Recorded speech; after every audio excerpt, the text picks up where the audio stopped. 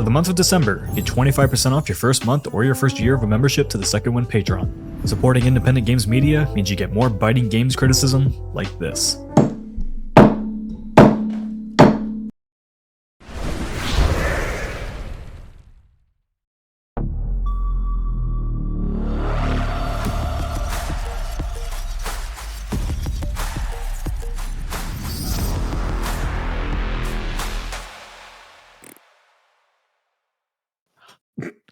Hello, everyone. Welcome to the Windbreakers podcast. I'm Yahtzee, as always.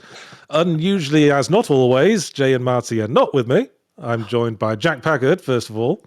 Hi. And our special guest for this last podcast of the year is a veritable luminary of indie games, I would say, from way back in the Newgrounds era in the early 2000s. The creator of such titles as Super Meat Boy, Binding of Isaac, and the upcoming Mewgenics, Edmund McMillen. How are you doing? Hello. I'm here and I'm ready to talk. Hey, also, let's not forget the criminally underrated Legend of Bumbo. I fucking loved Legend of Bumbo so I'm much. glad you love Legend of Bumbo. I have a feeling you weren't there from the very launch day, because the launch day was so bad that even with me it has become tainted and it's hard for me to enjoy. Oh, I'm sorry about that. Well, I was there. It got fixed up. At launch day, and it did get fixed, and I loved it still. Well, thank you. I appreciate it. I did play it for a short while. Yeah. I don't know, it wasn't for me. But you know, one thing I've always admired about you as an indie developer is that one could never describe you as chasing trends. No. I don't do that. No, I think I might go as far to say you've probably set more trends than you've chased over the years between Meat Boy and Isaac. So why don't we, I'm sure you want to get your plugs in, so why don't we start with Mewgenics? Why don't you tell us a bit about that one? Oh, it's a cat game. Specifically, it's a cat fucking game. Let's be honest. There is cat. There's no. People asked so there's generated pieces of these cats because that's how we can animate them universally, but also change the way they look into the infinite, right? So there's an infinite number for a human being. There's an infinite number of cats that can be generated from these hundreds and hundreds of pieces, but there are no penises. I never drew one of their penises, but so there's no penetration. You don't see anything, Right? It's just humping. Humping animals. Well, I'm glad you got that out. Made that clear at the outset. Yeah. So I was really thrown because so we are old people, and I don't think I don't think cat humping is a thing that is like making us gasp or clutch the pearls. Yeah. But there's a lot of that lately, and it's from younger people, and I'm like, what? And then somebody turned me on to it's because of furries sexualizing animals having sex makes it controversial for cats to hump in a cartoon world. Amazing. I was like, what? I don't know. I just like that. Like the statement was, I guarantee there are no penises. Yeah. I mean, there's probably a penis or two, but not on the cats that hump. You don't see anything like that. There's no erect penises. But give us, if you are able to, give us the elevator pitch here for like what the game is, because your cats are breeding, you are getting cats. What are we doing moment to moment though in Mewgenics? This is an elevator pitch that goes all the way to the 100th floor. So you breed cats in a house. Yeah. You take these cats as avatars on adventures in this turn-based strategy world that is this randomly generated and vast living thing that you experience. Every time you go on an adventure, you class your cats like you would in D&D, and you draft your abilities like you would a deck builder. And you take your troops, expand them, find combinations in this like massive, like there are like 1,200 abilities in the game that are all unique. They all can be upgraded, leveled up.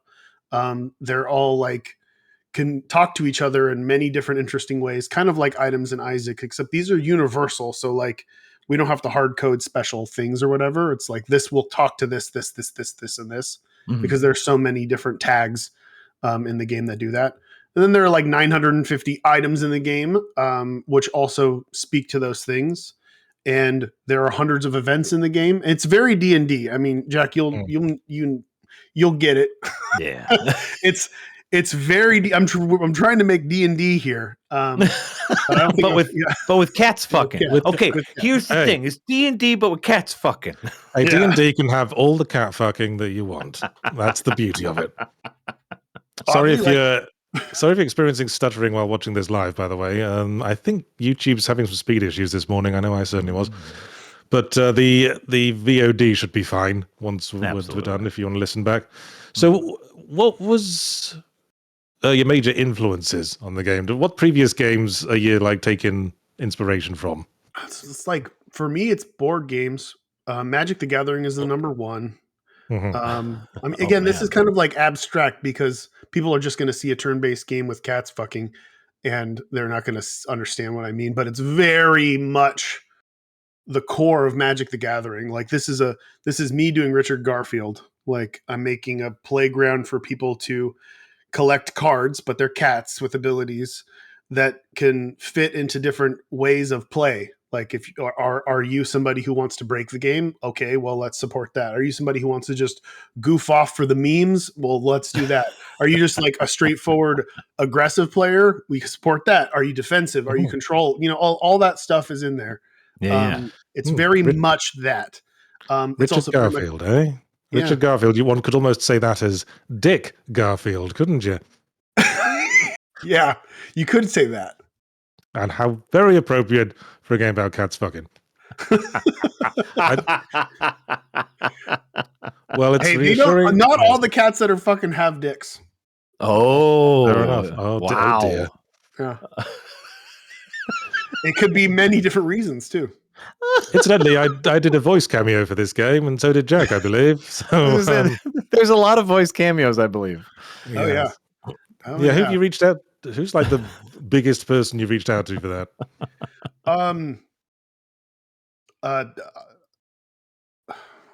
Who would I don't want to spill the bean just yet on the biggest one.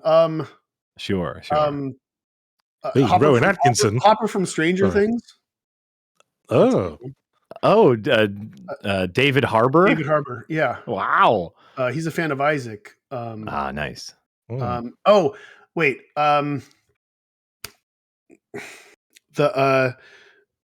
lead female role in Reanimator. What's her name? Yeah, what's her name? Barbara Crampton. Barbara Crampton. Yes. Yeah. her son is a fan. So I've just like been Gene Ween of Ween. His son is a fan. Gene Ween from Ween. Yeah. I think it's Aaron Freeman is his name, but there's it's a lot. It's an endless amount. It's fun when you find you've got fans in weird, unexpected places, isn't it? I mean, your games are about as widespread as indie games get, I think. Kids, Do you have kids? And then I say, hey, do they? I have kids under 6 who they're not going to know me. No, they're still hung up on Pokemon Snap at the moment. Good for them. That's a good game though. I like Pokemon Snap. Yeah. It's so it keeps them distracted, which is good for me. Yeah.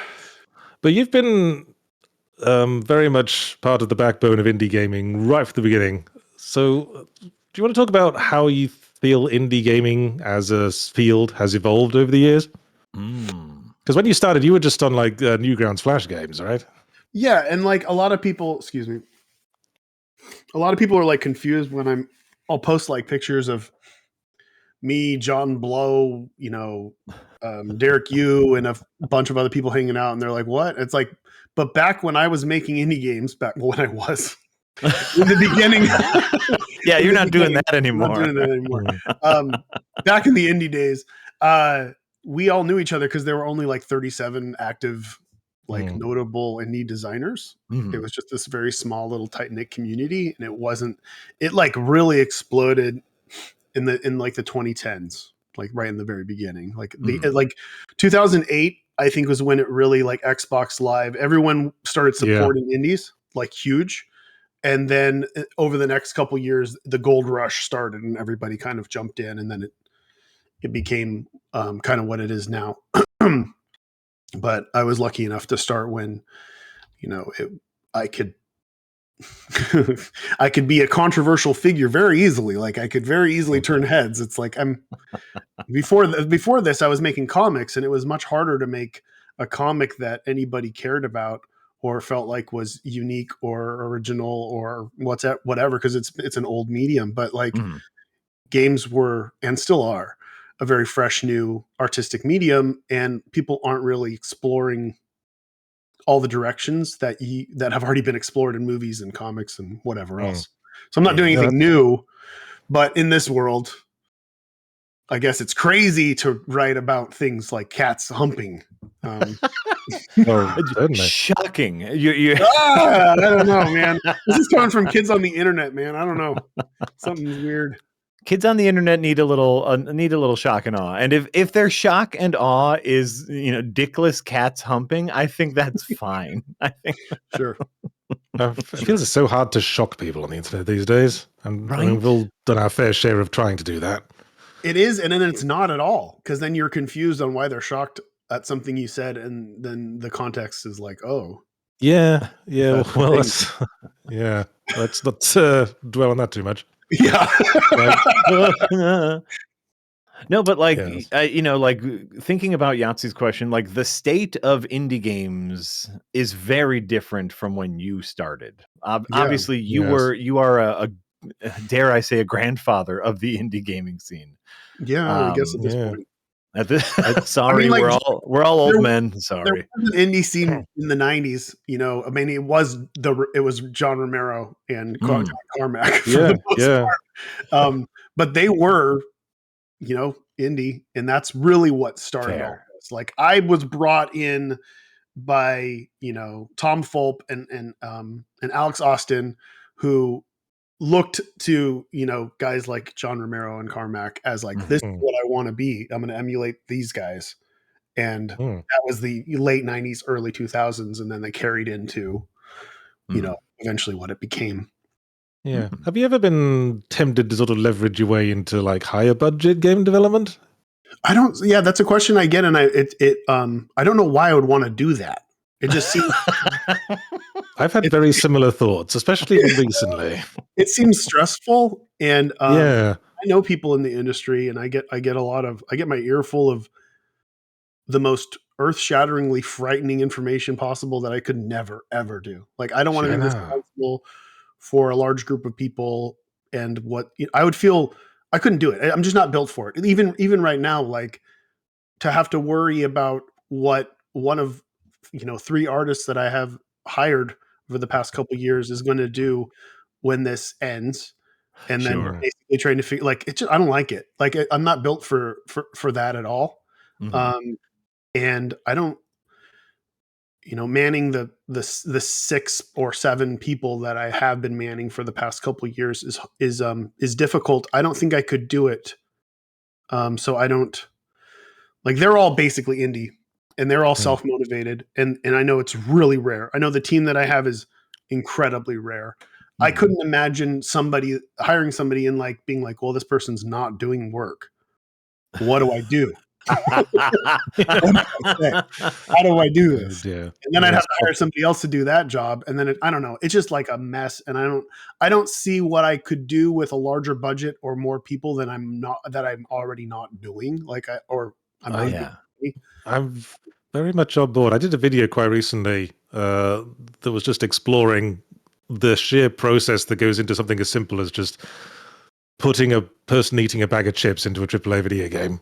Just the sheer mess that ensues just between having the idea for something and seeing it realized. And I do like indie game development on the side, and what draws me to it is just the feeling of having an idea and seeing it brought to life in front of me. And I certainly get that impression from your work that you're much more interested in the exploration of ideas and Oh yeah. that's something that's indie games with their such low barrier to entry these days. Something that's it's quite easy to just create something that leaves you fulfilled. And that's just not that possible in AAA development these days. It doesn't seem like it. I don't see many people who work in the industry that seem like happy or fulfilled or excited about. Oh no. I mean, it's a sad reality, but I don't. I see people working hard and feeling satisfied for working hard and getting a paycheck. You know what I Mhm. mean? Yeah. But when it comes to everything else, it seems like it's, how can you feel? I mean, that's my go-to is how could I sleep at night having made shoes all day, 3D modeling shoes for, a basketball game or whatever. You know what I mean? Like, it just doesn't work. I mean, does that sound bad? Like, I'm not trying to No. but like, Just lying there thinking, did I follow the style guide? Did I follow the style guide properly? Are they going to be angry at me? I don't know. I ended the Nike swoop at 2 millimeters instead of 3 millimeters. I'm going to have an angry email in the morning. Absolutely. Absolutely. I guess I'm not built for it. I'm not. Yeah. And I, in situations that come close to this, as you may have heard, or I have burned bridges when it comes to business stuff. Oh no. On a whim, because I just didn't like anything about it. And I've avoided it. Like, after Super Meat Boy, I've completely avoided having to talk to, anybody in the business side of game development. And even the ones I do, like, I love them very much, but also I don't trust them at all. And and you got to be really careful going through all this. And but yeah, no, the heart of what I'm saying is that the business side of this is icky and horrible, and I wish I didn't have to deal or learn about it. But I have to learn about it because I don't trust anybody else with it. So I'm going to do it. Yeah. Well, then, my attitude. Speaking on the probably like, sorry, I'll let you talk, Jack, but I just think there should be agents. There should be agents for indie game developers, and not just like publishers, but there are. Well, one of them needs to get in touch with me because I feel like I need one. There's one good one. Dan Edelman, who was one of the guys that got Axiom Verge made, and Animal Well. And he was actually our guy at Nintendo. He worked with Nintendo, and he was our Super Meat Boy contact there. And he was like, you could always see the ones that are like kind of being like the ones that say, they tell you what you should do, but also say, I'm being told to tell you that. The ones that are honest enough to let you know. And those are like the special ones that are like, okay, this person actually cares about, you can usually suss them out. There's a handful of people out there that are legit and do care. And they want to be they're like using you as a proxy for, they want to be in game development. They want to be a part of it, but they're not a game developer. They just love video games, and they love to see them made, and they can see the potential in these different games, and they lean into them. And they usually come in saying like, listen, I don't really care. We'll figure out money stuff later, but I just want to be a part of this project. That's I usually know. Beautiful. On the technical side of creation, after the, however many years you've been developing video games, do you find it easier or more complicated to get an idea, at least in the prototype stage? With the massive improvements we've had in communication software, in development software, and game engine software, how are you feeling as a creator getting an idea to a playable state? That's a hard one to say, because the people that I work with are usually so hardcore programming wise that they all use their own engines. So fair. It's not even a conversation we have. Like working with Tyler has been, very easy, because he's real hardcore with that stuff, and he custom built his engine to work like with this game, and he knows exactly what he's doing. So we don't even have those conversations. It's just like, I trust him completely. He knows what he is doing.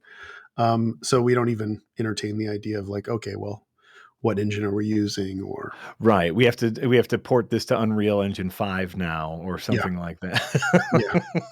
Because I think the cat fucking does need ray tracing. That's what I'm gonna say. I'm not saying that you have to do them, but if it had some ray tracing, we might be able to do some sort of God rays. Like there's a there's a window behind the cats usually when they're fucking. So when the thrust goes in, it's possible. Okay, so from your standpoint as a creator, has it been kind of the same process throughout all these years of just like, oh, we come up with an idea and then we get working on it? Yeah, and it's the thing that people don't see. Like they see the games that come out, Yeah, right? But there are countless games that don't. And even Mewgenics went through like 4 different prototypes. They were short, quick, and easy, but they were prototypes that took days and weeks to make.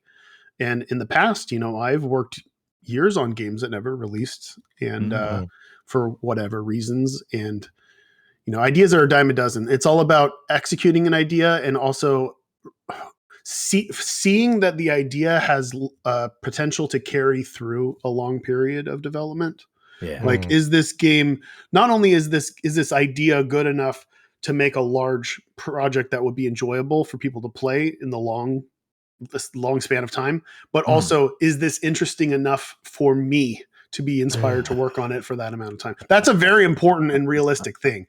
Like a lot of people just run into a wall, and it's the one thing that I have over these, like 20 years that I've been doing this, is the foresight to see like, is this going to be fun for me, or am I going to lose steam and then my eye is going to look over to this other idea and then just move towards it. And Mewgenics was one of those ones that I saw that I could see myself working on this for 10 years. It was so enjoyable, and it has never not been fun, which is pretty crazy. It's really crazy. I'm very happy about that. Yeah, I've been there. You got to have the passion. You have the passion through it because you don't have the paycheck, I suppose. That's I always say you got to look and see how big the wave is. Can this wave carry you, or is it just this little wave that's really fun and then it's done? Like right. Because once you start getting into the iterations and the minutia and the actual logistics of making a product, I forget who it was, but it's something we always said back in the Red Letter Media days when making movies was the worst part of making the movie is making the movie. It sucks. Every day is terrible. I think I've said similar things. I think I've said that you will never have the enthusiasm for a project again that you have at the beginning of starting a project. It's easy to start projects, as you say, ideas a dime a dozen. There are ways, though. There are ways, and that's like I really like push this as much as possible. If you approach a project as you would, okay, this doesn't apply to everything, but figure out how it would apply to what I'm saying. Going in, if you approach a project in a similar way as you would design something for somebody else to play, as in like, I want this to be fun for as long as possible. I know what I like. I know what I want to eat all of. I want to design the fuck out of this thing right in the beginning. I'm going to design all these 1,000 abilities. That's so fun, right? That scratches the itch in me. So what I do is I say, in both of us, we're going to do 10 here, and then we're going to do the stuff that's not that fun. And as a reward for doing the stuff that's not that fun, we're going to eat up 10 more. And we're going to, you carrot yourself, that it carries you through development of like keeping that. And for me personally, and again, this doesn't work for a lot of movies because you have to plan it all out in order to do shit. Right. But if you approach something more like Curb and you're like, hey, here's my idea. It's rough. Like I want to get from point A to point B. I don't know how exactly I'm going to get there, but we're not going to write it all out. We're not going to figure that out right away. We're going to improvise as much as we possibly can, more akin to DMing something, right? I'm going to pivot and allow where the fun is and where I feel like, oh, this would pay off really well. I'm going to start writing a little bit here, but I'm not going to write this whole thing because I don't even know if we're going this direction. Just a little bit, and it keeps me as a writer excited about where this is heading, and because I don't know where it's heading, it's going to find itself in the end, and that's how I've done every project I've ever done, and it's always helped me personally be excited about the project throughout. But again, it's not applicable to everything because I do understand that you have to plan some things, like set some things in stone early. But like for me, I like to keep it open. Well, and that's probably one of the reasons why you do like to have as small a team as possible, because of course, the larger your team is, the harder it is to pivot. Yeah, for sure. Yeah. I mean, it's the beauty of being independent for sure. Having one or two people working on a project, you can pivot as much as you fucking like. And even making it physical, like when I made Four Souls, making board games, you can pivot constantly. You can literally be like, okay, I'm going to rewrite these rules. And we're going to play with these new rules. Is this fun? And then you can just look at the people's faces, and if they're smiling, you know you're doing the right thing. And that was a fun and easy, relaxing development cycle. It sucks as an indie, like you can't see. Like I sometimes will like demo my games at like I'll bring my laptop to a draft at the mall or something, and I'll set it up and I'll watch people play. Cause that stuff is still important. Like you want to see the face because then it's genuine, as opposed to I'm letting you play my game and there's an expectation to say something nice. Like I don't care about, I need the genuine reaction, and you don't get that unless you're looking at the person in real life. But that's something that is going away now. Is the like almost the focus group, the unbiased focus group, because obviously there's a bunch of YouTubers now who will play demos and react to a certain way, but they're also performing, and so you can't necessarily trust those performances. It's weird. It's the world of fakery. Is this person and that's why I'll never pay, just full disclosure, I will never pay anyone to stream any of my games ever. Never. Because that goes against what I'm doing. And for the same reason, I would never like lean into reviews and that sort of stuff too in the same way. It's just as I say, you never chase trends. I don't think you've ever chased like broad appeal in that way either. Because you've never shied away from the gross out humor, I suppose. The poos, the aborted fetuses, the little meat characters like leaving their residue all over the walls. They're not all aborted. No. And, this question, I don't want to say where do you get your ideas, because I hate that question. I guess the real question is, what the hell is wrong with you? Oh, I don't know. Well, I've come to find out that I am what is trendy today. I'm neurodivergent, which means I'm mentally ill. And aren't we all? With the power of my mental illness, I'm able to see the world differently than a majority. And being able to see the world differently than the majority makes my view of the world interesting to people who don't see the way I am and see things. And that's it. I boiled it down. After having kids, I know this is fact, but that is the truth. That is what I have to offer. All I have to offer is my view of the world and how it might be different from majority. Absolutely. Or just the little bits that, obviously, like I liked Super Meat Boy, but when Isaac first came out, and I know you and I have talked about this before, like having a very similar, very religious upbringing, and just those little, we didn't have the same childhood growing up, but just the little bits of similarity where I can see the story that you're telling through the medium of poop. I think is amazing. Well, yeah, I mean, I'd like to think that too. Like a common question is, do you think the themes in Isaac helped or hindered its popularity? And I would always like to believe, and I do believe now, that it did help. And I get a lot of emails and a lot of people just saying, I don't know why. I didn't have exactly the same upbringing as you, but something about the game resonated with me. because the game is about an outcast.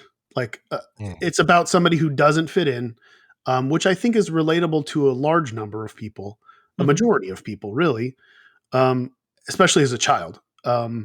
Just not feeling right, not feeling born correctly, not feeling like why am I not like all these other people, and why doesn't this work for me, and being self-destructive and negative and whatever else, and all that stuff isn't literally in the game, but it is there. Like the lifeblood of what this game is about. It's about a broken home, and a lot of us have experienced divorce. It's about dealing with religion and how it affects kids who don't necessarily fit into what is good. And enough is there. And all I tried to do is be as honest as I could about my personal experience and hope that some of that resonates with some amount of people. And if not, it's weird. And that's weird is fine. Like weird is fine because weird means unique, and unique means new and fresh and not like other things. And that's what I am trying to do. Is there anything you feel like went too far? Anything you wince at looking back at? I mean, anything you feel like you've moved past, especially since you had kids? I mean, in the past, I cringe at a majority of stuff that I said or did in the early days. Were you edgelording, Edmund? Is that what you were? Yeah, I was edgelording. Like my whole deal. It's pretty funny. So I don't know if you guys saw Indie Game the movie, but the filmmakers Jamie and Lisanne actually have been coming down and filming development and of Mewgenics and filming us and stuff. And we were going through some things, and I found these old emails between me and my wife and stuff like that. And one of the emails was what I thought was going to drum up controversy in my local town to get more sales of my comic book. It was just this like really bad. So I'm dyslexic. So really badly written. Like looking back now, it's like these words weren't correct in any way, shape, or form. They made me look bad, but it wasn't from me. This was an email from an anonymous person who was trying to say, I'm a very religious person and I'm very offended by this comic book that's going around that's pushing everybody's buttons, blah, blah, blah, blah, blah. The Marilyn Manson of comics, I think it was. It's cringy. It's cringy stuff. But I was doing what I could, what I thought would be fun and entertaining for me as well, to drum up this stuff. And I would mass mail it to every like local everything to try to get some press somehow. But yes, I would, as a child, I mean, as a teenager and as a young adult, I very much wanted to bother the people that bothered me, which was harder to do back then. So you really had to be loud and say some real mean things. But so yeah, a lot of that is pretty cringy. But it's a stepping stone of where I am now. And after having kids, not much has changed. I think I'm more realistic about the world for sure. Is there anything you'd be horrified to know your kids had seen? I mean, my kids have seen the Binding of, my wife plays Binding of Isaac still, and they've seen me. My oldest, who's 10, she plays Mewgenics. So there's nothing in those games. I would say I made a game called The C Word a while back. I was looking at your Wikipedia page this morning to prep. I didn't realize you'd made so many like little games, especially in like Newgrounds, and it was just there in the middle of a bunch of other like titles I hadn't heard of. Did you click it? I resisted the temptation. There it is. By all means, tell us all about the C Word. This is going to get you banned. See, Eric's very good at finding things. Yeah, good job cutting it too. When he realized what was going on. The C Word was, I did a bunch of games. I would push myself, sleep deprivation and everything, staying up 3 days and trying to finish a game. I think the C Word was made in 9 days. I made it with the guy I made the Binding of Isaac with, Florian. And it was just, I wanted to make a shooter, like a locked in shooter, like Galaga or whatever. But I did the spin around version of it. which is more like what that fucking game with all the vector graphics. Yeah, I know the one. I'm forgetting what's it called. I can't remember. It doesn't matter. I know the game you mean, though. Yes, rest assured. I want to call it. I know it's not Zork. It's like Wizard W War. I don't know. Oh, God. It's one of those. That's gonna bother me now. Thanks. But I wanted to make a game like that, and I thought it would be really funny to. I really like drawing wrinkles and creases and folds and hairs and bumps and lumps. So I thought it would be funny to make a giant vagina as like the main boss thing.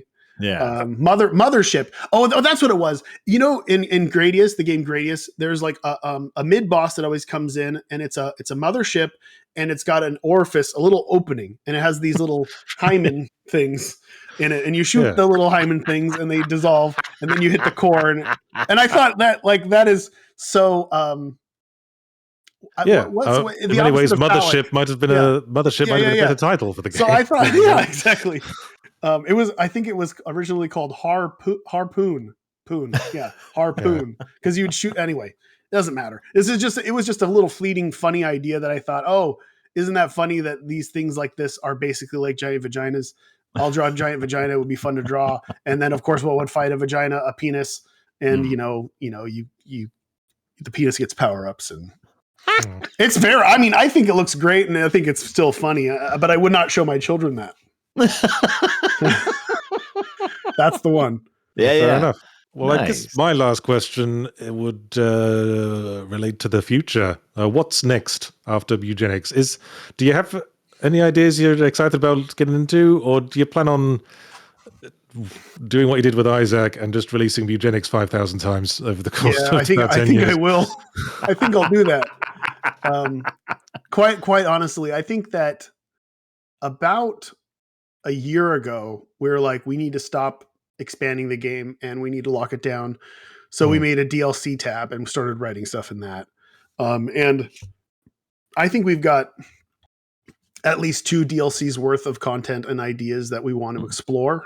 And, the story isn't completely told. So I want to write more stuff. And, I really like working on it. I mean, I think it's by far my best work. And not only that, it's just super fun for me to work on, and I don't want to end anytime soon. So I'm sure I'll do more DLCs for that. I would like to re-explore some ideas too, like Camdrome, which was an FMV game that I started and got canceled around the same time as Mewgenics. But I can see myself diving into that if I can find the right person to work with, video wise. And I don't know. I'm not gonna plan it out too much because I know the reality is whatever I work on next probably won't be any of the things that I think I'm gonna work on. It'll be something totally new. Yeah, that'll feel inspired and fun, and I'll just go with my gut and let it happen.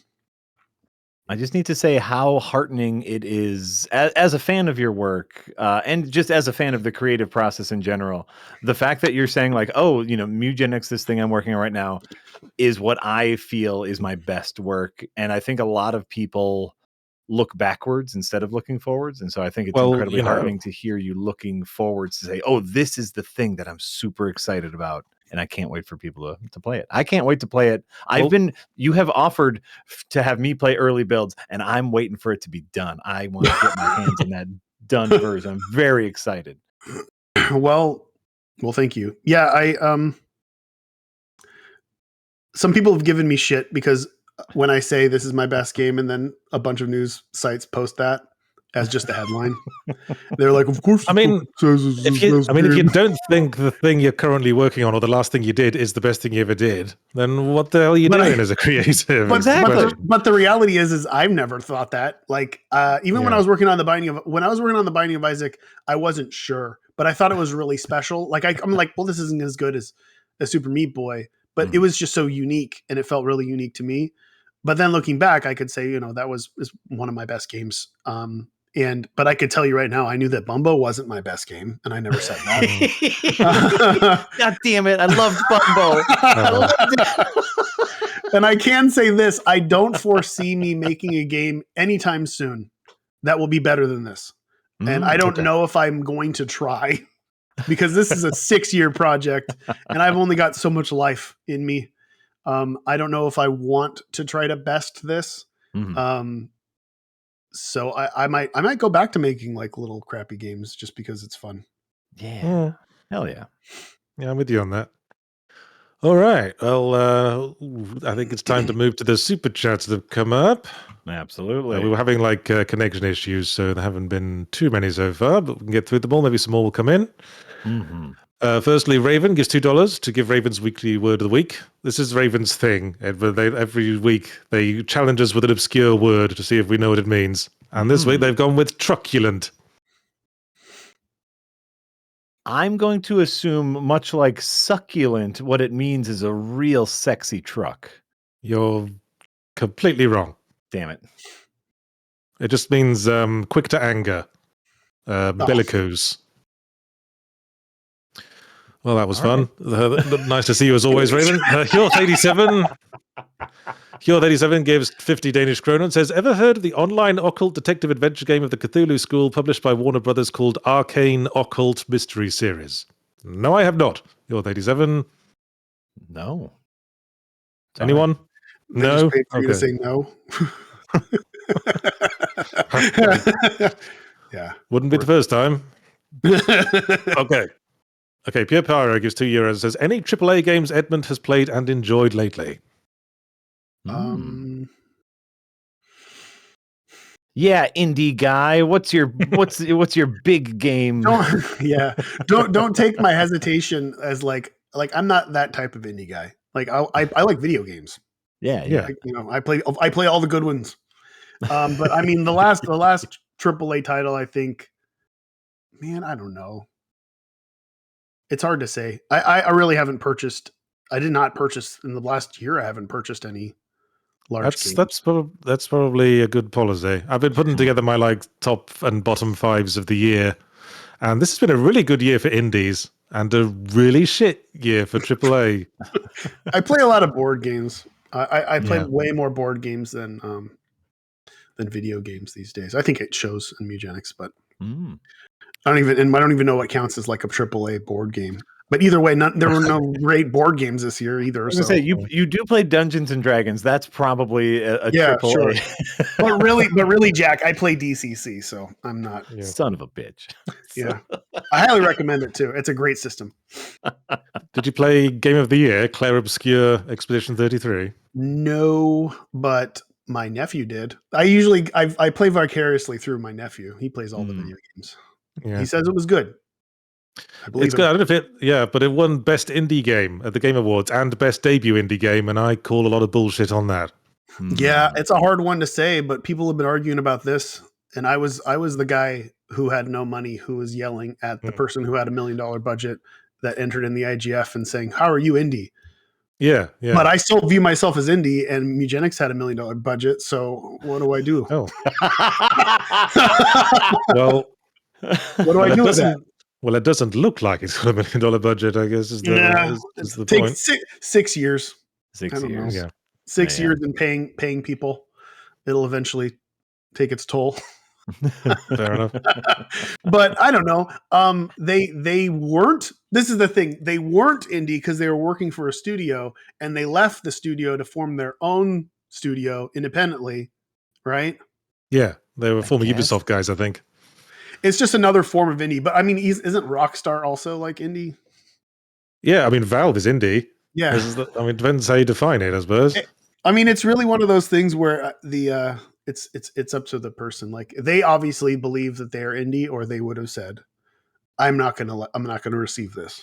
They're indie in the sense that they're not Ubisoft, but then a lot of things are not Ubisoft, thankfully. Maybe they're just indie in the way that they could do whatever they wanted to do without having to be beholden. But again, we have Rockstar and a bunch of others that do the same thing. I don't know. Yeah. It's the line. It's very blurry, but it's really up to the awards, whatever awards place, to define things specifically. And this is an issue that I've had with the IGF and stuff too, when it comes to defining what they're grading by and why they're giving the award to X, Y, Z. I don't know. Everybody's got to define their shit so people don't say this stuff. Quite. That's never been the Game Awards strong point, defining things. Right. Mopman43 gives 4.99 and says, "Love it whenever Newgrounds / Flash creators get success in the indie space. Edmund, any favorites from the old days that you didn't make? Hope the new game goes well." Old Newgrounds days or old indie days? Whichever, I guess. Yeah, whatever comes to mind. Because you were talking about the Xbox Live Summer of Arcade days. I'm quite nostalgic for those as well. Oh yeah, I mean, I like all the good ones. Braid was a really big one for me personally. It's so didn't you originally do the art for Braid? Yeah. I mean, I was a judge in the IGF, and it was submitted to the IGF. I don't think it made it in. Maybe it did. I don't think it made it in that year.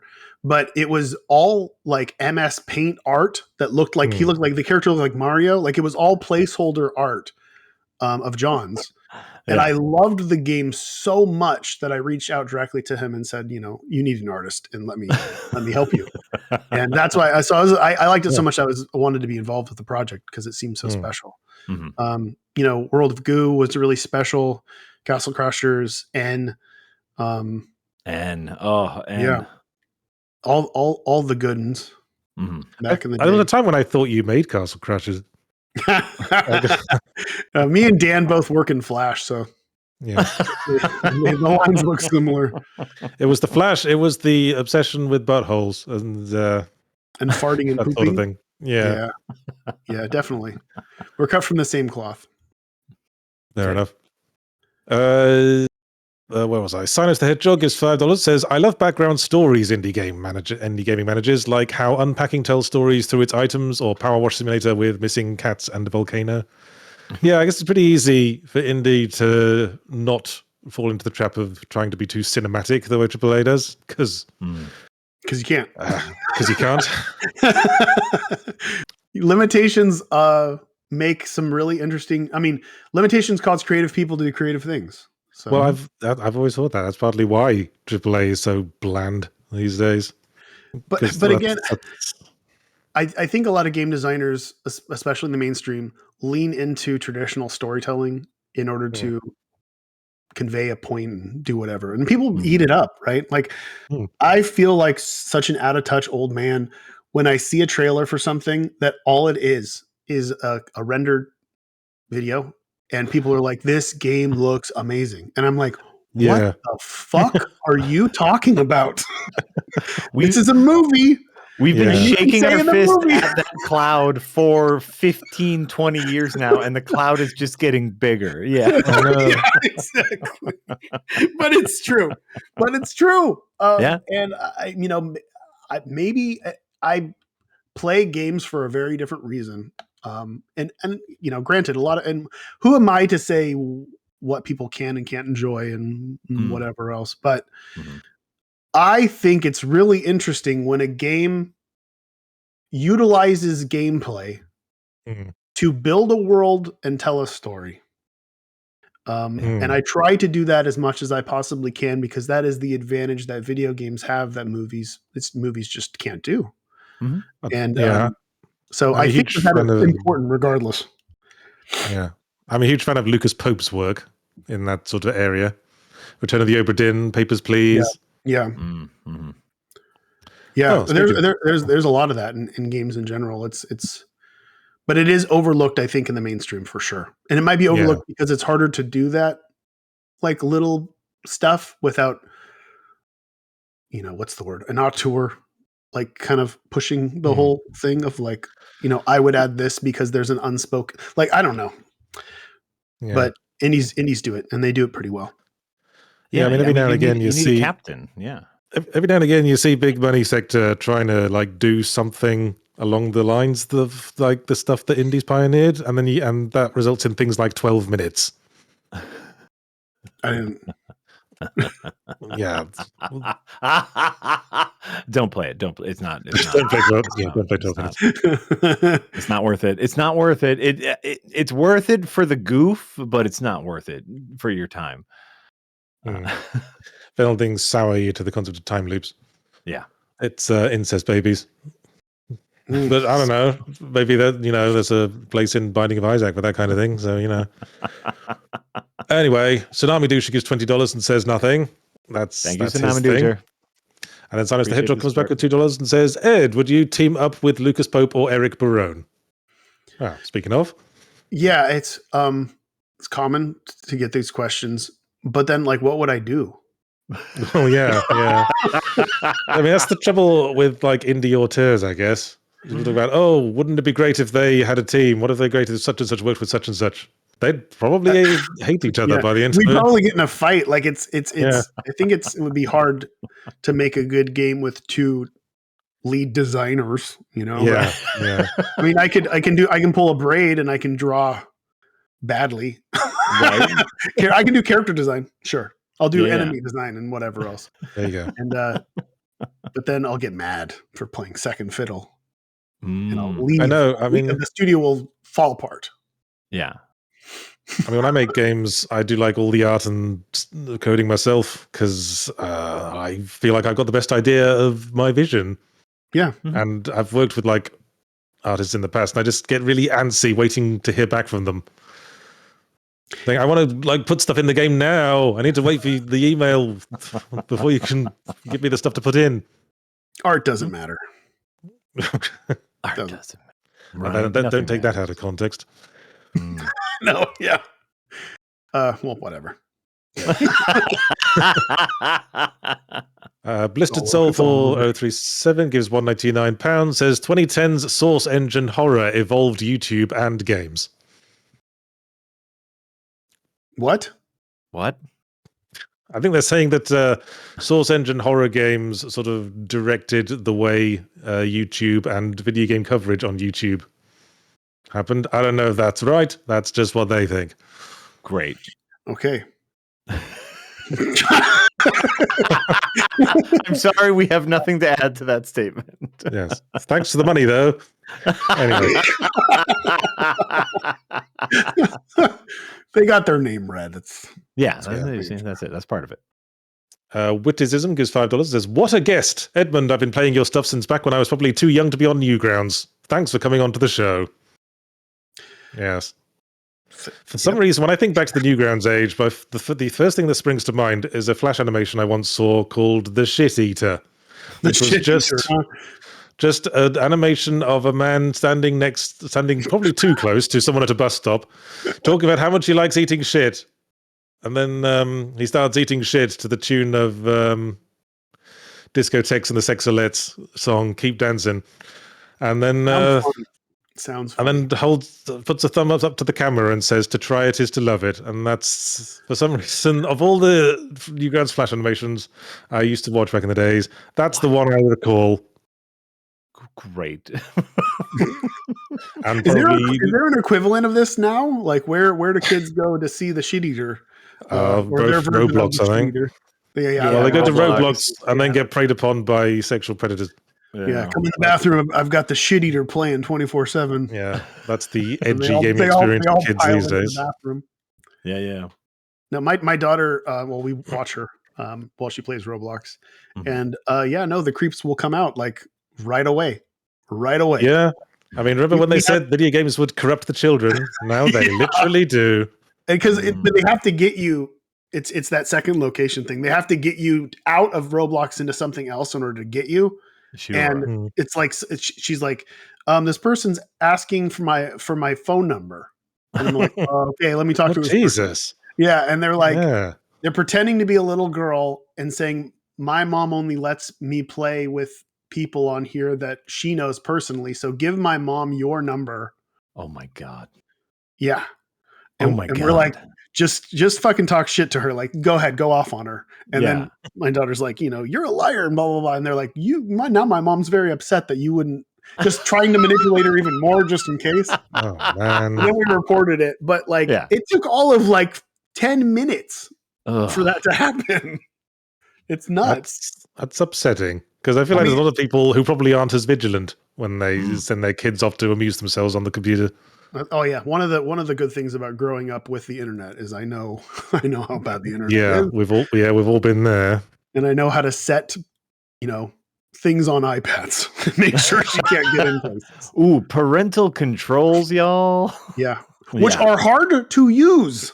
They make it not easy, and that's kind of horrible in itself. But It's yeah, crazy. as a parent, you got to do that. You gotta Something do that, y'all. should be done. Anyway, It is. You can add parental controls. I agree. It is difficult, but it's incredibly important. And once you set it up once, you're good to go. all right. You just make it so every app utilizes. You have to do a password that they don't know, Right. and then they have to come to you to do it, even if it's a mundane thing. Yep. Pro tip for all of the old people. I'm sure there's more than a few. Welcome back to our podcast, Three Dads. Yay! We speak for the youth. And what we say is, get the fuck off that. What are you doing? Jesus Christ. Honestly, go be bored. It's way more fun. During a school meeting, Peach said, I saw this because she always wants to watch shorts, and she watches it with us, but we just, I guess, didn't hear this one. What is that? What is that joke where a guy tells another guy to bend over and spell run? What? You haven't seen that? I haven't seen this one. I think I get it. R-U-N? As in, are you in my blood are hole? you in? Oh, And this is in the middle of a school check-in, Right. for their teacher there and everything. And I'm just like, I'll tell you, great. I'll tell you later. And then she remembers and she asks later, and we have to explain what that means. People may remember. That one got through. I'll talk to you later. Yeah. They get through.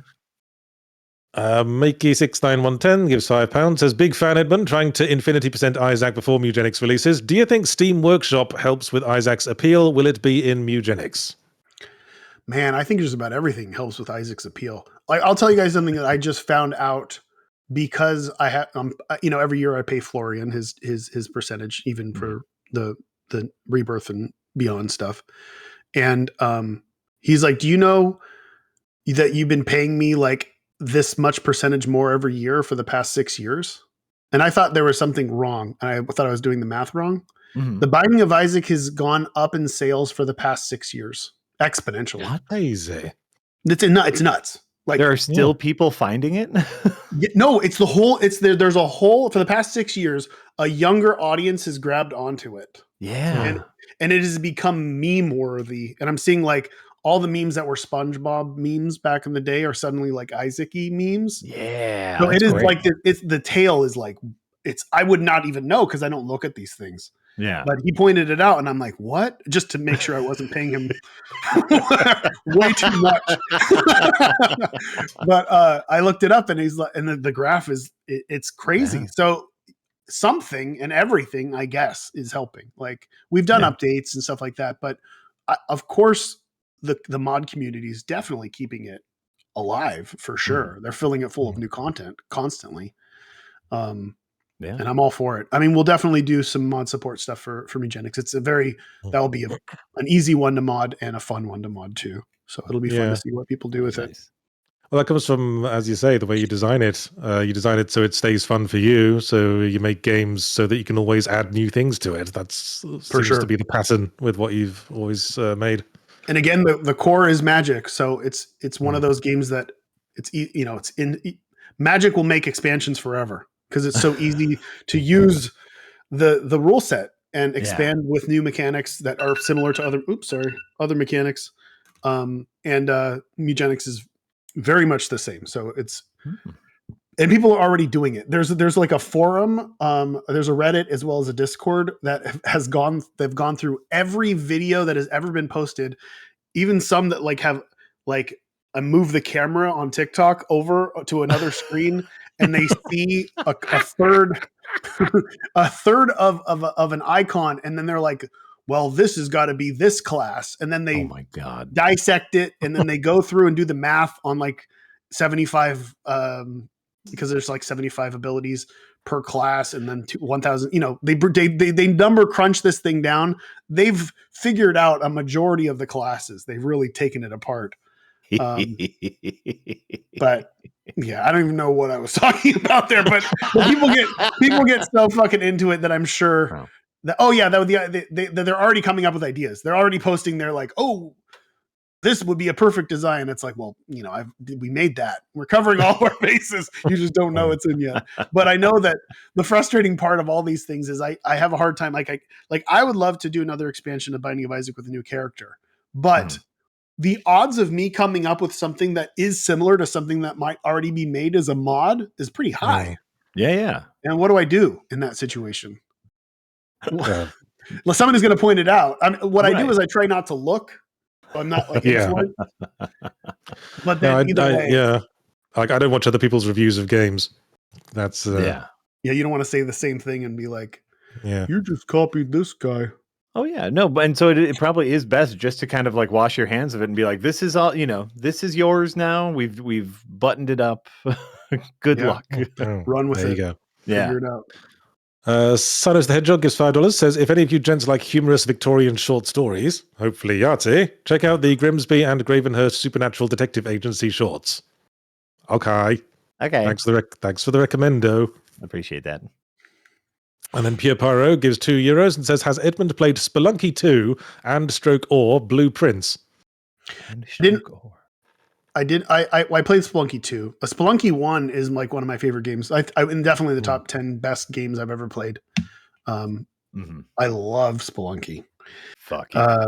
I played Spelunky 2. I liked it a lot, almost as much as Spelunky 1, but I didn't get into it. It didn't pull me in as much because I think at the time I wasn't looking for more stuff to learn. Like it was, I kept like then playing Spelunky 1. Yeah. I don't know. Something kept bringing me back to that old. I mean, I played the original Game Maker version too a lot. Yeah. Spelunky really classic. I mean, if Spelunky inspired Isaac. Like if Spelunky wasn't made, Isaac wouldn't be made. My issue with Spelunky 2, and this is not me calling you out, but as you get older, your reflexes get slower, and Spelunky 2's there, and I just can't do the movements that I used to be able to move. Yeah. Used up the best years of my wrists on Guitar Hero, I'm afraid. Exactly. Well, on the same subject, TSP gives $10 and says, Isaac had such a huge influence on the explosion of indie roguelikes that have come out since its release. Are there any roguelikes/lights that have come out since then that you particularly enjoyed? Man, the definition of roguelike is like so. I know it's all over the place, especially these days. I'll use that broad term, and I will say, Slay the Spire and Balatro are the two that really stand out as like great choices, classics that will be here forever. Yeah. 100%. Those are my kind of go-tos. I want to play the Caves of Quid. Isn't that what it's called? I think Caves of Cud. Caves of Cud. Yeah. I haven't played that yet. And Noita, is that what it's called? How to pronounce it? Noita. Those are the two that are on my list that like look like games that I think could have a lot of potential like that, but I haven't played, so I don't know. Yeah. I tend to lean towards the roguelikes that do stuff with story that's I find interesting. Hades, I really like. I really liked Hades 2 from this year. But the one I played most back in the day was FTL. Did you play FTL? I did. I must have clocked like 1,000 hours on Steam. I couldn't. Something about that game didn't. I don't know what it was. It didn't click with me. It might have been like I'm not a fan of dry sci-fi space. Right. Yeah. So it could have been that, and I could never get into Hades. Something about it did not scratch an itch. I didn't like it. I don't know. Well, I know people really like it. Though. What have I told you in the second one? You can take baths with people. Can you poop?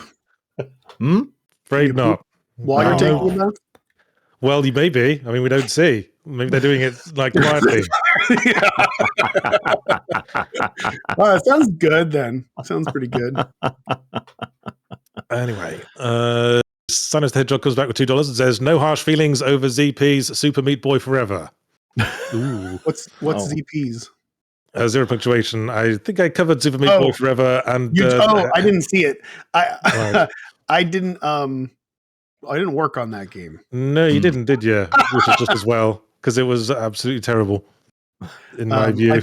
when they said ZPs, I thought there was another Super Meat Boy that I was unaware existed. Because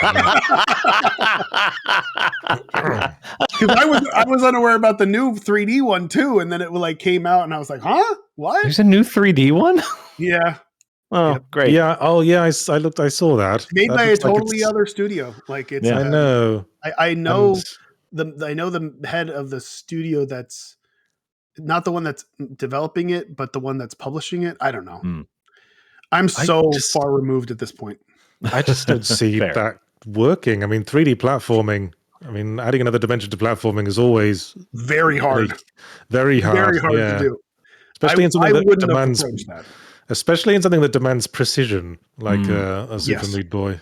Because I got a bad feeling about that. Well, I'm not saying anything about it, but it looks interesting, and Hmm.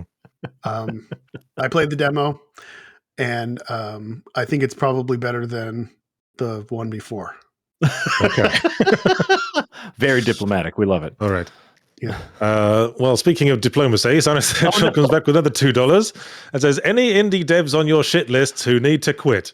Xenos, stop trying to stir up drama. What a Who drama don't have- farmer. I don't really have beef with anyone. Like, Right. And nobody like is rubbing me the wrong way these days. Did you ever meet Phil Fish before he quit? Yeah, I know. I was part of the panel where he told the Japanese dude that like Japanese games suck, and the guy like he wanted to die. Yeah. And I was laughing hysterically about how awkward it was right next to him.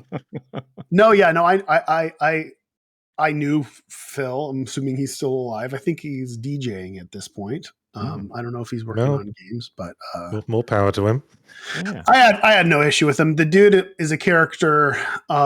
He's got his own issues, and I mean, maybe I'm a weirdo though, because I am a fan of Corey Feldman. Did you see the documentary? Oh yeah, we talked about this, right? I love Corey Feldman is starting a cult documentary. I love Corey Feldman. Maybe not in all the right ways, but man, I can appreciate a unique perspective. That's for sure. Mm-hmm. And there's certainly a lot of wrong ways Corey Feldman has been loved in his time. Yes. All right. And Sinos goes back with another $5. Says, "On your semi-ram, while firing your AAA team to focus on indie dev and keeping all the money for yourself seems smart. That fired team had families, you know." Well, they didn't actually, Sinos, because I made them up and they were hypothetical. So, nah. More drama farming, I fear. Wow, this is getting spicy. Yeah, Xenos is here to stir the pot. Yeah. Well, that was the last of the super chats actually. So, oh wait, some more just came in. Tsunami Dusha came back, gave us another $20, perhaps to compensate for the trouble Sinus has been causing. But I think we'll start wrapping things up. So I'll just say thank you very much, Edmund McMillen, for giving us your time for today. Thank you for having me. It was fun. I like being able to talk about, I don't know, the artsy fartsy side. You usually don't get to talk about like with other artists about this stuff. You know what I mean? Yeah. So it's nice to be able to do it. Yeah, I've enjoyed a lot of things as went close to home for me. Like we're talking about keeping things interesting for yourself. That's how I tend to think of writing books. Because like I never plan when I'm writing a book. I just let it go where it wants to go, as you said, and then sort of try to tie things together by the end. There's something magical in allowing the project to show you where it wants to go. And a lot of other mediums are so locked down that they don't allow for it. And a lot of people would probably scoff at the idea that I'm making games and with that mindset, because usually that takes a lot of planning. And some of it does, like game design. The game design part does, but I don't know. Yeah, I think story-wise and world-wise and theme-wise, like I would have always made worse experiences if I would have gone with my gut. My gut was wrong. Like you got to treat it like a living thing, and you got to allow it to find itself and let you know what it is. Because you can think like, oh man, I'm so smart, man. I came up with this amazing whole story. and you write it all out and you think it's great. But I think you would come up with a much better one if you would get the chunks out there. Just the direction that you're heading. Like, I know how this is going to start, know how it's going to end. Mm-hmm. The wouldn't it be cool part, so I put it and then I string them together, and that's really like what I do. It's just like, why does that look like that? I don't know why it looks like that. You know, why does it have those face? The face. Why is it? Like, I'm actually gonna. I don't want to spoil stuff, but a lot of it is like, and it's been interesting for me. And you guys might appreciate this too. For this project, not only is it me doing that, like being open and just being like, I'm making this thing that looks this way because for a reason. I don't know what that reason is. Like, I haven't figured that out yet. But I can feel it. It feels appropriate. It feels honest. It feels like I'm being genuine about it. Put it out there, and then I figure that out as we go. And sometimes I figure it out through a translation of somebody else on the team that I'm like, here's what this level looks like. Here's what this boss theme is and this area theme is. Write music about it. And then they start writing lyrics, and the lyrics are speaking to me in a way that helps me make sense of what I'm doing. And it's like this really cool volleying. They don't know I'm doing this, but it's just very cool back and forth. Like, I'm able to riff off of their things and pull it all together. And that's my job, you know, like, this is what I'm here to do, is have all these people that are doing all these different things, and I'm trying to pull them together and make sense of what it is. And hopefully you'll understand what I'm talking about when you guys play the game. But I think you'll like it. I think it's cool. I think it's really special. And I'm looking forward to the zero punctuation review. It's not zero punctuation anymore. No. It's fully emblematic these days. We lost that one. Well, I'm sure you can still talk fast. But yeah, so that's Mewgenics. We've dropped a link to the Steam page in the chat. It's a release date February 10th, 2026. Please wish list. It actually does help. Wish lists are good, but the awards pushed us like 4 points down because only 4 games that were shown got into like the top 100. Huh. Yeah, it's kind of weird. Yeah, wish listing does help. I think it's part of the algorithm that makes sure a game gets pushed to like the popular new releases when it comes out. Yeah. Yeah. Wish list away. And so that'll be it from us. Just remember the content all week on Second Wind. This will be our last week of content before we break for Christmas. So enjoy it while it lasts, I suppose. My fully emblematic video this week will be on the subject of Metroid Prime 4. And then there'll be my Wednesday stream, Yahtzee Tries. Haven't decided what we're playing yet. And that'll be my stuff for this week. Jack, plug some more stuff. Great. Yes. Well, while we will be taking time off, we are spending time this week wrapping up our kind of best of 2025. So best games, best movies, best TV shows, most anticipated games. So there will still be content over the break. When we come back, we will have some brand new, never before seen D&D content that I'm very excited about. It incorporates improvisation. Speaking about collaborative storytelling and finding the fun as you go along.